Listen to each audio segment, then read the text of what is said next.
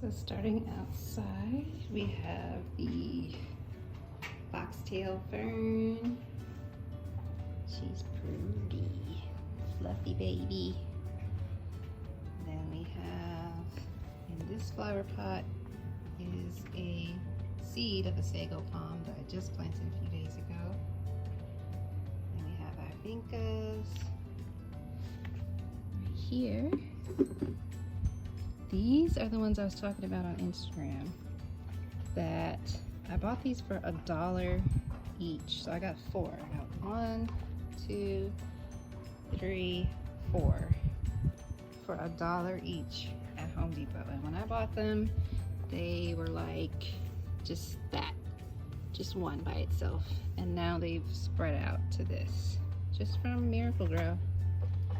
And these were Oriental lilies that have had their time. They were bright green and had bright orange blooms when we got them. I'll try to insert a picture. But you know, they bloom once a season, and then I think it's best to just let it slowly die like this, so that from what I've read, the plant will feed off of the nourishment, and it'll feed the what are they called? The buds, the seed bud that is in the bottom in the ground. And these will come back next season. These Vincas probably won't, but these will come back next season. And then we have over here, my husband's favorite, the spiderwort, or some people call them purple hearts. These started from really small little pieces also. And they have just kept spreading and spreading and spreading and getting taller and bigger. And it's funny, we cut them down a few weeks ago, put a little Miracle-Gro, and then they came right back. I love the color these add. And then these zinnias, let me get a better view. This is half a pack of Zinnia Seeds from the dollar store. And these were just an experiment. I didn't know what was going to happen with these when I planted them. I had them in a little pot at first, and they grew a couple of inches and then just stopped. So I'm like, okay, they need more space to grow. Let me put them in the ground and see what happens. So I put them in the ground, and look what happened. They got big, and they have the prettiest blooms. I mean, look at that color. Just so juicy and vibrant. And the hummingbirds and butterflies love these. I sit at the computer right here at this window and I just watch the hummingbirds. Butterflies just have a buffet all over this plant. So pretty. Love it. And then we have over here in this bed all of our cactuses and succulents. I think these are barrel cactus. If not, please correct me, but I think that's what they are. I want to see if they're going to bloom. We'll see. And then I have a crown of thorns that was given to me when we first moved here, and this thing has gone crazy also. Because when I first got it, it was just a stem. It had a few leaves, and then over the winter, all the leaves died off. All the leaves fell off, no flowers. It was just a stem for the longest time, and now look at it. I mean, you can't even see the thorns. Let me see. There you go. Now you can see the thorns. That's why it's called crown of thorns, because the thorns down there. And then I just got some more succulents. And as I go through, you'll see which ones thrived and which ones didn't. This one obviously thrived. These were all tiny, tiny when we put them in. This one's even got a really thick stem going right here. I love the way these feel. All the succulents. This one was doing pretty bad in a pot. Someone gave this to me also, and it was doing pretty bad just in a little pot. And once I put it in the ground, it just went nuts. I think this is called a Gaster Aloe. Again, you can see which ones are doing good and which ones aren't, like these chicks and hens. It's a little cactus. This one, I still feel a little resistant, so I think there's something in there. And the ground, but I don't know how well it's gonna do. Springtime it was good, but the heat of the summer, Some more aloe over here. These have gotten bigger. Chicks and hens, not so much. This has gotten a little bit bigger, but this one's gotten pretty big too. All of these, like I said, were tiny when I first got them. This thing, oh my gosh. I love this thing. I had two over there also. I love the color of this. Weed growing in there. Let's pluck that out. These chicks and hens did really good, but the purple ones didn't. These ones did pretty good though. And then down here, and look at this, my little cactus bloomed. It's so cute. Some more aloe. Again, the remnants of a chicken hen. I think that's what this was. Like I said, the springtime, these were so good and pretty, but they could not take the heat. But this one did pretty good. Those are my succulents. We've only had them for this season, so we'll see how they do. Let's go to this other bed. So over here on the corner, we have, I think this is a tiger lily, and she had 1 or 2 nice blooms when we first got her, and then she was done. But she'll come back in the spring. Just some grass, I don't remember the name of it. We got 2 of them, they've gotten pretty big. And then these, I can't remember the name of off the top of my head right now. But I'm in love with them. They were at first in the flower bed on the other side with the other bushes, and we took them out after the winter storm, and they looked horrible. I mean, we thought they were gonna die, but look at them now, nice and fluffy and green. Texas purple sage, I think is what it's called. I'll have to double check that, but I'll figure it out and let you know. And then another type of purple heart right here. Don't know if you can see that from the sun's glare. This was given to us by my sister-in-law's neighbor. My husband told her, tell your neighbor I want that plant, and if she can cut a piece off and give me some, and she did. And this is it. It was pretty big like this when we got it, but it has definitely gotten bigger. And it changes color throughout the day, like depending on how much sun it gets. So that's pretty cool. We've had a lot of problems with weeds in this bed. The Bermuda grass is constantly trying to come in, like it is right here.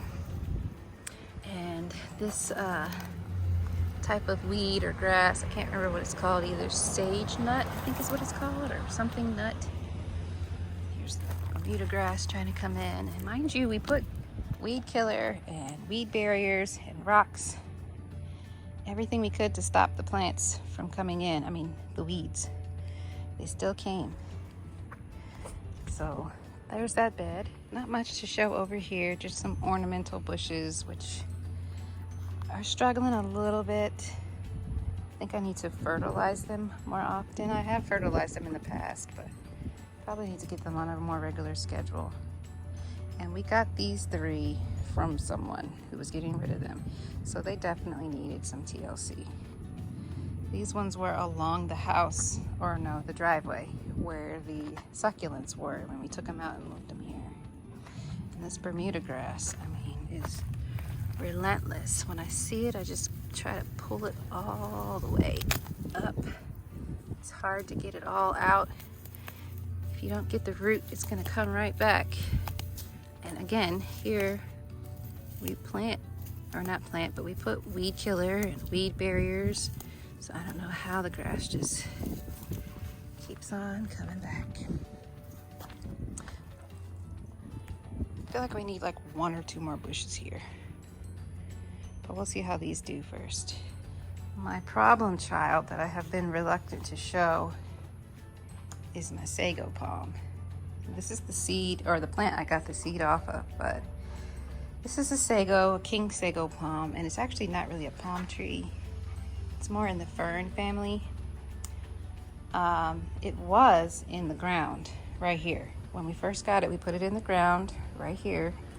We thought it was doing okay. I fertilized it with a Miracle Grow, kept it watered. It was getting enough water because of the irrigation system right here. But I think that was also the problem. I think that the ground wasn't nourishing it enough, and any little nourishment it did get was washed away from getting too much water from that irrigation system. So it was letting us know, it's been letting us know for a while that it was not happy right there. And I finally got my husband, recruited my husband to help take it out of the ground and put it in a pot. So, and we bought some special soil that is made just for palm trees, and I think it's called Seeds, and for succulents and cactuses also. They like well-draining soil. So I got some special soil for it and some fertilizer. I just repotted it, and from what I've read online, you're not supposed to fertilize it right away because it's still kind of in shock. So after it gets over the shock of being repotted, I will fertilize it with special fertilizer just for sago palms and plants just like it. Hopefully it will be green again. This one is one of my favorites, and it kills me to see it like this, but hopefully it will be green again. Now if we head out back, I'll show you the babies that we've got back here. Excuse me.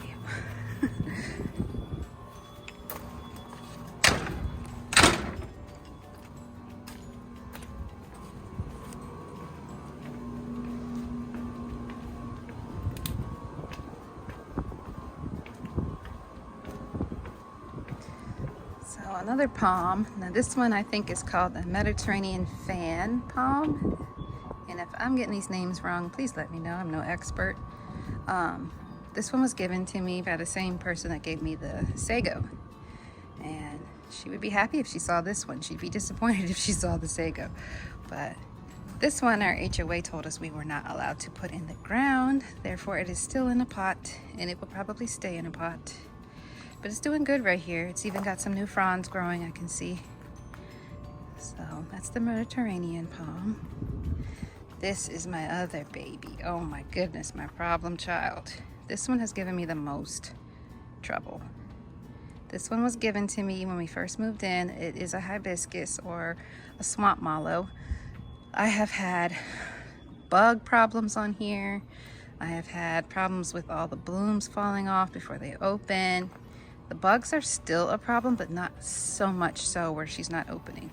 Like as you can see, she is open right now. What is that? A moth, okay.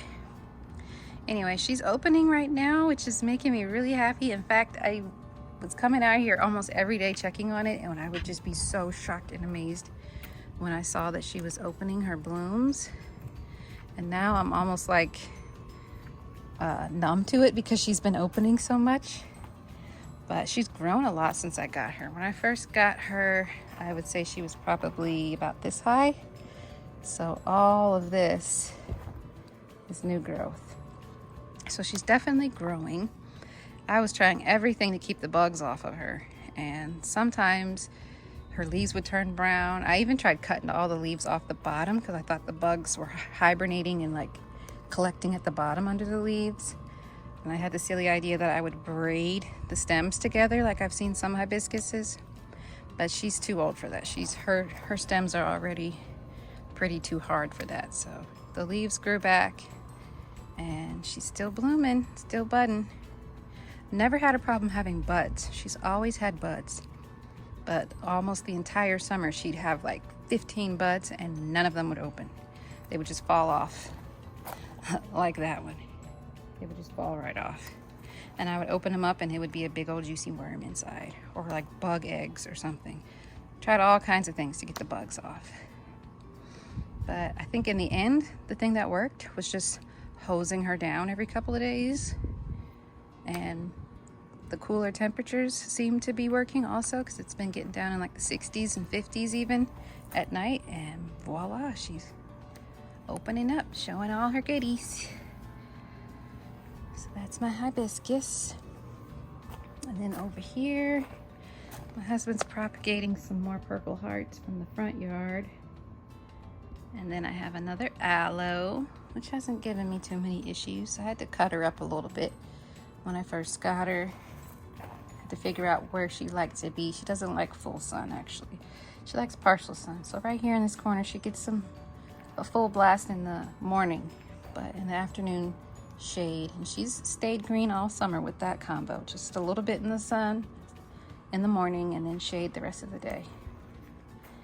And I have used her aloe. Used her aloe in some recipes and on my skin. So she's a good little baby to have. And then back here, another problem child.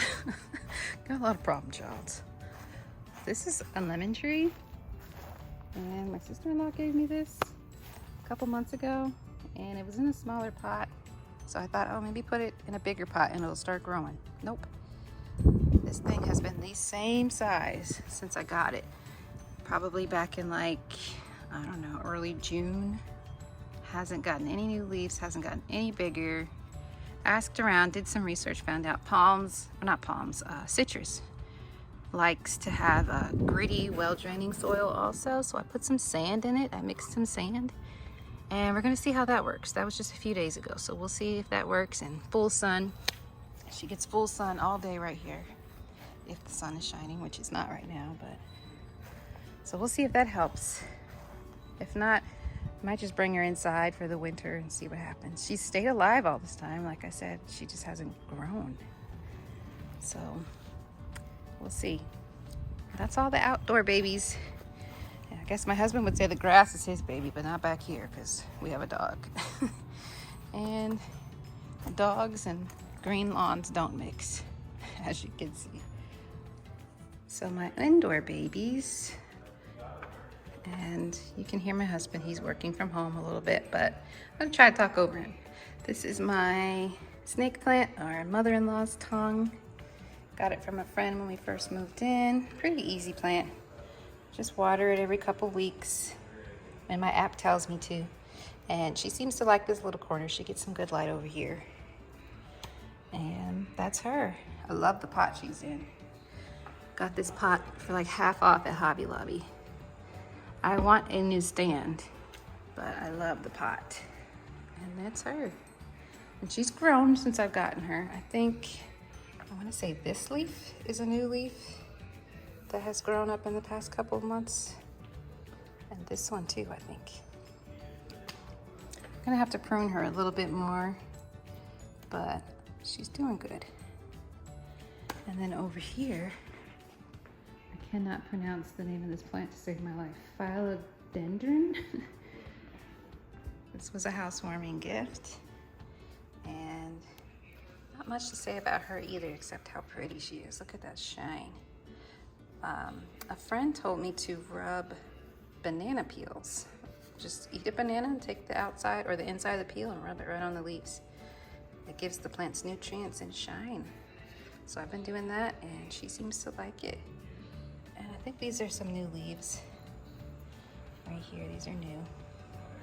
I used to have her over here on the counter where that little black dog statue is. Right there on the counter. And I don't think she liked that spot because she wasn't getting enough light, like all around. Her leaves on the outer edges that were more against the wall were turning brown.